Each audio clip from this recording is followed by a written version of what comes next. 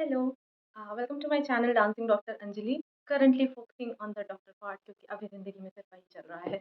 तो तुम लोगों को तो पता ही है कि आईएनआई का रिज़ल्ट आ गया है और तुम्हारे यूट्यूब रिकमेंडेशंस में भर दिया होगा rank 1 lakh to 1 and etcetera etcetera. बहुत सारे ड्रीमी न्यूज़ेज़ मिलेंगे कि कैसे किसी ने 3 महीने में पढ़ के निकाला या कैसे किसी ने 3 हफ्ते में पढ़ के निकाला and everything of that. But मैं वो नहीं बताने आई हूँ, कि उसके लिए तो बहुत सारे वीडियोज़ हैं। मैं कौन? मेरा नाम अंजलि है और मैंने एमबीबीएस एमएलएन इलाहाबाद से करी थी। मेरी नीट पीजी रैंक 7874 है और मेरी आईएनआई रैंक 591 है। हाँ, मुझे भी विश्वास नहीं हो रहा है, पर है। और अगर मैं किसी कोचिंग इंस्टीट्यूट का इंटरव्यू दे रही होती तो शायद मैं कहती कि मैंने बिल्कुल पढ़ाई नहीं की थी, मैं तो घूम फिर रही थी और मेरा इंस्टाग्राम उस चीज़ का काफ़ी सबूत देता है। और मैंने तो सिर्फ 1.5 दिन पढ़ा और मेरा आईएनआई में ये रैंक आ गया। जो कि सच है, पर आधा सच। क्यों? क्योंकि 1.5 दिन तो मैंने पढ़ा, लेकिन उस 1.5 दिन को पढ़ने के लिए मैंने 1.5 साल बहुत मेहनत की है।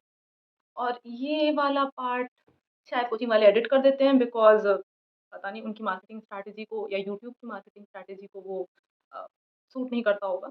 बट मुझे कोई पैसे नहीं दे रहा है तो मैं तो सच बोलूँगी। सो मेरी प्रिपरेशन स्टार्ट हुई थी मई 2021 में और सबने बोला कि मैरो पढ़ो या प्रेप लैडर पढ़ो और फिर क्यूबैंक लगाओ और हो जाता है सिलेक्शन। तो मुझे लगा ठीक है, इतना ही तो करना है ना। तो मैंने उठाया एक अपना मैरो और मैरो मेरा पहला कोचिंग वो नहीं था प्लेटफ़ॉर्म। मैंने 3rd ईयर में भेड़चाल में घुस के डांस जॉइन किया था, which was not very good for me क्योंकि मुझे 12 घंटे नहीं सूट करता है और ऑब्वियस सी बात है ये मुझे सारे पैसे गँवाने के बाद समझ में आया। एंड फिर भी मैंने नोट्स बनाए थे जो मैं बिल्कुल यूज़ नहीं कर पाई क्योंकि कोविड। नोट्स वहाँ, मैं यहाँ, कुछ नहीं हो पाया उसका। तो मैंने स्टार्ट किया मई 2021 में प्रॉपर मतलब 2020 में मैंने फाइनल ईयर के सब्जेक्ट्स पढ़े थे और 3rd ईयर मैंने 3rd ईयर में ही पढ़ा था, अच्छे से ही पढ़ा था। मतलब ठीक है मैंने खरीदा नहीं था मैरो बट मैंने उधार माँग के हाँ, मैं उस मामले में और मुझे लगता है सारे जूनियर्स को आपस में जैसे बुक्स बाँटते हो, ऐप बाँटो क्योंकि इतने सारे ऐप हैं, सब नहीं खरीदे जा सकते। स्टार्ट हुआ, इंटर्नशिप स्टार्ट हुई, तो मैं ऐसे थी कि अब मुझे फर्स्ट ईयर के, सेकंड ईयर के सब्जेक्ट्स ढंग से पढ़ने हैं, फाइनल ईयर तो पढ़ा ही हुआ है, रिविज़न करना है और सब हो जाएगा। तो मेरा फर्स्ट रीड खत्म हो गया फ़ेब तक और फिर मार्च में मैंने फर्स्ट रिवीजन स्टार्ट किया और मेरा फर्स्ट रिवीजन भी खत्म हो गया अप्रैल 15 अप्रैल तक। फिर मैंने सेकंड रिवीजन स्टार्ट किया तो मुझे पता चला कि ये याद नहीं रह रही हैं चीज़ें। जब मैं कोई जीटी दे रही हूँ तो मुझे ये रियलाइज़ हुआ कि जो मैंने 10-15 दिन से पहले पढ़ा था वो मुझे बिल्कुल याद ही नहीं है। तो फिर मैं ऐसे थी फिर मैंने अपने जो ज़्यादा अच्छे थे मुझसे पढ़ने में मेरी बैच के लोग, उनसे पूछा कि कैसे तुम लोग याद रख रहे हो? तो मोस्टली लोगों के पास मेमोरी पावर ही ज़्यादा थी। दे कुड रिमेंबर जो उन्होंने 1 महीने पहले पढ़ा हो, मेरे पास नहीं थी। तो फिर मैंने और यूट्यूब रिसर्च करी तो मुझे पता चला कि ये 10 दिन वाला कॉन्सेप्ट कि आपको 10 दिन के अंदर सारा चीज़ पढ़ना होता है। तो मैंने ट्राई किया और मेरा नहीं हो पाया 10 दिन के अंदर ऑब्वियसली। फिर मेरी आईएनआई उस मतलब मई 2022 की आईएनआई रैंक थी 17,899 और नीट पीजी रैंक आई 14,046 which was not very bad क्योंकि मतलब ऐसा नहीं था कि मुझे कोई क्लिनिकल ब्रांच नहीं मिल रही थी बट क्योंकि मैंने वो किया नहीं था 10 दिन में सारा सिलेबस तो मुझे वो इनकम्प्लीट सी फीलिंग आ रही थी कि यार एक बार वो करना है उसके बाद देखते हैं कि क्या होता है। तो जब मैं नेक्स्ट बार प्रिपरेशन करने गई, तो मुझे लगा कि यार मैरो में जो भी चीज़ें लिखी हैं, कुछ तो मुझे याद हो गई, जैसे सर्जरी या ऑब्स गायनी बिकॉज़ मेबी वो टीचर मुझे सूट कर रहा था। बट कुछ चीज़ें मुझे नहीं याद हुई, फॉर एग्ज़ाम्पल पैथो क्योंकि पता नहीं, बस नहीं याद हुआ। तो मैंने उन सब्जेक्ट्स के लिए जो मेरे वीक थे दूसरे प्लेटफ़ॉर्म्स को रिसर्च करना स्टार्ट किया एंड वहाँ पे क्योंकि मतलब मेरे पास इतना पैसा नहीं था कि मैं फिर से एक नया प्लेटफ़ॉर्म खरीदूँ, तो मैं स्कॉलरशिप टेस्ट वगैरह देती थी, जो भी ये लोग लॉन्च करते हैं एंड उसमें मैंने अनअकैडमी की स्कॉलरशिप जीती और अब मैं उन सब्जेक्ट्स को जो सब्जेक्ट्स मेरे वीक थे, सिर्फ़ उसके लिए फॉर एग्ज़ाम्पल पैथो, माइक्रो और क्लिनिकल मतलब मेडिसिन क्योंकि वो मेरा अच्छा नहीं था, तो मैंने उसके लिए फ़ॉलो करना स्टार्ट किया प्रीति मैम और ज़ैनब मैम को एंड निकिता मैम को फॉर एमसीक्यूज़। तो वो फिर उससे मुझे इम्प्रूवमेंट दिखी अपने जीटी मार्क्स में। तो फिर मैंने अपने नोट्स को मॉडिफ़ाई करना स्टार्ट किया अकॉर्डिंग टू देम। और उस समय तक मैंने एक सब्जेक्ट के नोट्स लिख के बनाए थे फॉर बायोकेमिस्ट्री क्योंकि रैपिड रिवीजन लॉन्च हुआ था मैरो का, तो वो लोग नोट्स देते नहीं थे, तो पीडीएफ से पढ़ने में बहुत टाइम लग रहा था, तो मैंने उसको लिखा बैठ के। ऑल्सो बिकॉज़ उस समय फ्री थे क्योंकि मतलब मई का एग्ज़ाम हो चुका था और अभी नेक्स्ट एग्ज़ाम पता नहीं कब होना था, डेट ही नहीं आई थी, तो हम लोग के पास 1 महीना कुछ था। तो मैंने उसको बस ऐसे टाइम पास में जॉनी डेप और एम्बर हर्ड का केस देखते-देखते मस्त नोट्स बनाए। पूरे-पूरे छाप दिए जो उनके पीडीएफ का था, कि बस कॉपी में आ जाए, ऐसा लगे कि मैंने पढ़ाई की है। और जब मैं अगली बार बायोकेमिस्ट्री का कोई सब्जेक्ट टेस्ट था वो देने बैठी और मैंने उसको रिवाइज़ किया, तो वो एक दिन में ही पूरा बायोकेमिस्ट्री रिवाइज़ हो गया और उस सब्जेक्ट टेस्ट में मेरी एकदम सुपर रैंक आई। मुझे लगा कि यार ये तो सही तरीका है कि ये तो इतना जल्दी रिवाइज़ हो गया। अगर मैं हर सब्जेक्ट के लिए ऐसा बना लूँ, तो शायद सारे सब्जेक्ट रिवाइज़ हो जाएगा। मुझे लगा कि यार ये शायद एक चीज़ है जो मेरे लिए वर्क कर रही है, क्योंकि पढ़ के तो मैंने देख लिया था पिछले साल and 14,000 was not a rank जो मुझे अच्छी लग रही थी। मतलब मेरे अपने थोड़ा चुल है, ठीक है? मुझे अच्छा नहीं लगा। मुझे ऐसा था कि यार बेटर रैंक आनी चाहिए, फिर से ज़्यादा मेहनत कर रहे हैं तो ज़्यादा ही अच्छी रैंक आनी चाहिए करके। तो मैंने फिर स्टार्ट किया पढ़ना, और वो बायोकेमिस्ट्री के जो मैंने हैंड रिटन नोट्स बनाए थे, वो इतने ज़्यादा फ़ायदेमंद थे मेरे लिए कि मुझे लगा कि और भी सब्जेक्ट का बना के देखते हैं। तो फिर जो मेरा नेक्स्ट वीक का सब्जेक्ट था एनेस्थीसिया, मैंने उसके भी नोट्स बनाए। बट उसके बाद मतलब मुझे लगा कि हर सब्जेक्ट के लिए शायद मैरो का रैपिड रिवीजन भी बड़ा है, बिकॉज़ एनेस्थीसिया के नोट्स मैंने बनाए और वो कुछ बायोकेमिस्ट्री के बराबर के बने थे। मतलब इतने बड़े मेरे एनेस्थीसिया के नोट्स थे और इतने ही बड़े मेरे बीकेम के भी नोट्स हैं। तो फिर मैं ऐसे हो गई कि यार बीकेम और एनेस्थीसिया दोनों सिमिलर मार्क्स नहीं हैं उसके, मतलब सिमिलर वेटेज नहीं है उसका, तो सिमिलर टाइम नहीं दे सकते, सिमिलर नोट्स नहीं हो सकते। एंड तब मैंने डिसाइड किया कि मैं कंपार्टमेंटलाइज़ करूँगी कि जो सब्जेक्ट मेरा वीक भी हो और जिसके वेटेज भी अच्छी खासी हो इन प्रीवियस ईयर पेपर्स, उसको पहले पढ़ते हैं। और उसमें सबसे टॉप पे आया हम सबका, तुम्हारा, मेरा, सबका फेवरेट पीएस। किसी को नहीं आता है, कोई नहीं पढ़ता उसको। मतलब पढ़ने की कोशिश सब करते हैं, समझ किसी को नहीं आता है। तो मेरा भी कुछ सेम ही था। इवन मेरे worst marks in MBBS PSM में है 60%। तो मुझे लगा कि यार ये पढ़ के देखते हैं, अगर ये भी लिखने से सही हो जाता है, मतलब इसमें भी नंबर बढ़ जाते हैं, तो नंबर बढ़ने का मतलब सब्जेक्ट टेस्ट में नंबर बढ़ना और जीटी में नंबर बढ़ना। तो मतलब ये आइडिया मतलब मेरा काम कर रहा है। मैं आपको ये इसलिए बता रही हूँ क्योंकि ये मेरे लिए काम किया। आपके लिए क्या काम करेगा वो आप अपने जीटी से डिसाइड करोगे।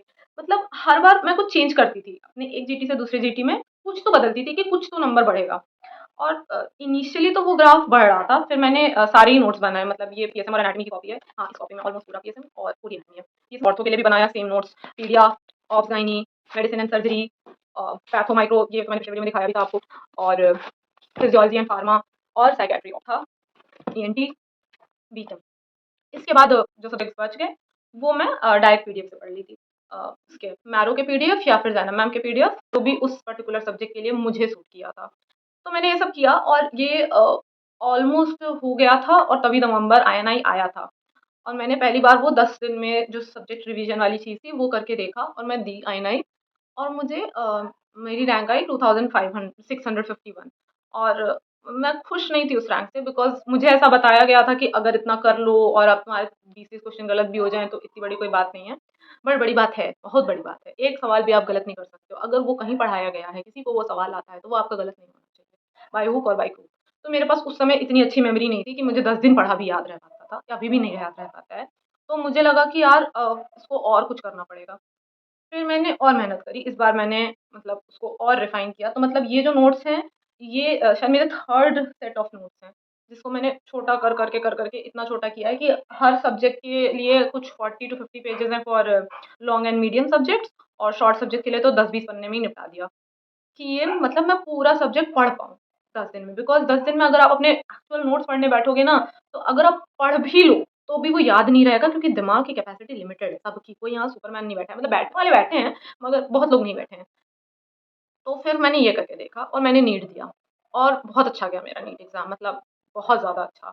इतना अच्छा कि मैं रो दी पेपर देके कि वाह! क्या पेपर दिया है मैंने। फिर ना चाहते हुए मैंने रिकॉल्स देखे और इसीलिए मैंने पहला वीडियो बनाया कि रिकॉल क्यों नहीं देखना चाहिए, क्योंकि सुपर्ब मार्क्स आ रहे थे रिकॉल में। मतलब इतने अच्छे आ रहे थे कि मैं किसी को बता नहीं रही थी कि सोचेगा कि झूठ बोल रही है। और फिर रिज़ल्ट आया और मेरा रिज़ल्ट इतना ख़राब था, मतलब वो मेरी वर्स्ट जीटी रैंक भी उतनी ख़राब नहीं है पिछले साल की, जितना ख़राब मेरा नीट का रिज़ल्ट आया। तो मुझे समझ नहीं आया कि मतलब क्या, फिर सब तो करके देख लिया, सब याद भी था, पर नहीं आया, नहीं आया। आई आई रियली डोंट नो वो क्यों नहीं आया, मुझे आज भी नहीं पता है। बट फिर मैं डिप्रेस हो गई, बहुत ज़्यादा डिप्रेस हो गई। क्योंकि मुझे ऐसा लगा कि पढ़ने का कोई फ़ायदा नहीं है, तो मैं और क्या करके देखूँ? फिर मैं घूमी-फिरी, जो मैंने आपको शुरू में बताया था, सब कुछ किया, और फिर मैं बस थोड़े-थोड़े दिन पे आके अपने इन्हीं नोट्स को, क्योंकि बहुत कम है, पलट लेती थी। एंड मेरा अपना था कि अब यार तैयारी कर रहे हैं तो कुछ तो और अलग करना होगा। तो इस बार मैंने क्वेश्चन बैंक दूसरे प्लेटफ़ॉर्म से भी लगाने स्टार्ट किए। तो क्वेश्चन बैंक तो नहीं फ्री में मिलता है, लेकिन सारे ही प्लेटफ़ॉर्म एग्ज़ाम से कुछ दिन पहले फ्री मॉक टेस्ट देते हैं। तो मैंने वो सारे मॉक टेस्ट दिए। तो मैंने प्रेप लैडर का भी मॉक टेस्ट दिया, और मैंने अ, सेरिबेलम का भी मॉक टेस्ट दिया, डैम्स का भी मॉक टेस्ट दिया, और एक और ऐप है डॉक्टर आदित्य सर का, रिफ्लेक्स नाम से, जिसमें एम्स के प्रीवियस ईयर क्वेश्चंस हैं। तो मैंने वो भी लिया अपने एक फ्रेंड से, और उससे मैंने प्रीवियस ईयर लगाए एम्स के। 2017 तक के प्रीवियस ईयर तो मतलब मैरो में ही हैं। तो मैंने उस ऐप से 2016, 2015 और 2012, बस ऐसे ही 2012 अच्छा लगा मुझे वो ईयर। तो ये 3 साल के और लगाए थे, मतलब टोटल मैंने 8 इयर्स के पीवाईक्यू लगाए थे, 16 पेपर्स। और ये सारा मैंने एंड में ही किया था, मतलब पीवाईक्यू तो मतलब मैं 5 ईयर पीवाईक्यू तो मैं बहुत पहले से लगा रही थी। ये बाकी के 3 मैंने ऐसे जीटी की तरह दिए थे towards the end of. And जब मैंने पिछला आईएनआई दिया था तो मुझे ऐसा लगा था कि ज़ैनब मैम आईएनआई सीटी का पेपर बनाती हैं, बिकॉज़ इतने सारे क्वेश्चंस डायरेक्ट उनके पीडीएफ से थे, जो मैंने कहीं और पढ़े ही नहीं हैं, मतलब बाकी किसी कोचिंग इंस्टीट्यूट में नहीं पढ़े थे। तो मुझे लगा कि यार एक बार सिर्फ आईएनआई के लिए पढ़ते हैं, और प्रीवियस ईयर क्वेश्चन के लिए आईएनआई बहुत ज़्यादा फेमस है। तो मैंने पूरा सिलेबस नहीं पढ़ा, मैंने सिर्फ प्रीवियस ईयर क्वेश्चन में जितनी चीज़ें पूछी गई थी उसको रोज़, मतलब हर दिन 1-2 घंटा बैठ के बस कोई भी एक सब्जेक्ट उठा के उसका प्रीवियस ईयर क्वेश्चन लगाती थी, और उसके टॉपिक का नाम नोट कर लेती थी कि हाँ, ये टॉपिक पूछा गया है, बस ऐसे। और बस एक, मतलब 19 सब्जेक्ट है तो मैं 19 दिन बैठी इन द 2 मंथ पीरियड, और रोज़ 1-2 घंटा, 1-2 घंटा। और जो मैम की सीरीज़ है मिडनाइट एक्सप्रेस रिविज़न, जिसके लिंक उनके टेलीग्राम चैनल पे मिल जाएँगे, जिसका डिस्क्रिप्शन मैं नीचे डाल दूँगी, वहाँ से आप ले सकते हो। तो वो मैंने देखे, मतलब देखे नहीं, उसकी भी पीडीएफ ही पढ़ी, और देखा हुआ मेरे पहले का था। ऐसे ही मतलब ड्यूरिंग वो पूरा 1 ईयर मैं कभी ऐसे देख लेती थी कि हाँ, चलते-फिरते एक बार देख लिया, तो वो मेरे हो गए थे सारे। 65 हैं टोटल, मेरे पूरे देखे हुए थे, और एमकेटी 20 हैं, एमकेटी मस्ट नो टॉपिक्स हैं। तो वो मेरे 20 थे, वो भी मेरे देखे हुए थे सारे, तो उसको मैंने फिर पीडीएफ से मैंने उसको रिवाइज़ किया। पेपर अच्छा गया, बट किसी को बताया नहीं, क्योंकि पेपर तो नीट भी अच्छा गया था। बट इस बार किस्मत मेरे साथ थी, और जो रैंक आई वो आई। बॉटम लाइन, हार्ड वर्क मैंने हर बार किया था, मतलब जब मैं 2022 में एग्ज़ाम दे रही थी मैंने तब भी बहुत हार्ड वर्क किया था, जब मैं नवंबर का आईएनआई दे रही थी मैंने तब भी बहुत हार्ड वर्क किया था, और नीट पीजी मार्च के लिए तो मैंने अपनी लाइफ में उतना पढ़ाई नहीं किया है जितना मैंने उस समय किया था। बट उस समय मेरी किस्मत मेरे साथ नहीं थी, और मेरा रिज़ल्ट अच्छा नहीं आया, मतलब उतना अच्छा तो नहीं आया जितना मैंने सोचा था। बट इस बार जब मैं नहीं सोच रही थी, मैं नहीं एक्सपेक्ट कर रही थी, और बस मैंने वही पढ़ा जो मैंने 1.5 साल से बना के रखा था, उसको ही बस पलट के गई, और रैंक आ गई क्योंकि किस्मत अच्छी थी। और अगर मैं तुमसे ये कहूँ कि मैंने सिर्फ़ 1.5 दिन में पढ़ के निकाला है, तो मैं आपको चूतिया बना रही हूँ, जो मैं नहीं बनाना चाहती। और मुझे लगता है कि ये जितनी भी हम लोग सक्सेस स्टोरीज़ सुनते हैं, वो गलत है। कोई 6 महीने नहीं पढ़ के 1 लाख से 500 पे पहुँचता है। वो 5 साल एमबीबीएस का पढ़ा है, वो उसकी खराब किस्मत थी कि उसकी 1 लाख रैंक आई, पर उसने जो 5 साल पढ़ाई की है, पढ़ाई कभी ज़ाया नहीं जाती, तो उसने उसी पढ़ाई को रिकलेक्ट किया, और फिर उसकी किस्मत ने भी साथ दिया, तो उसकी वो रैंक आई। तो वो सब सब इम्पोर्टेंट है। उसकी पढ़ाई भी इम्पोर्टेंट है, हार्ड वर्क भी इम्पोर्टेंट है, और किस्मत भी इम्पोर्टेंट है।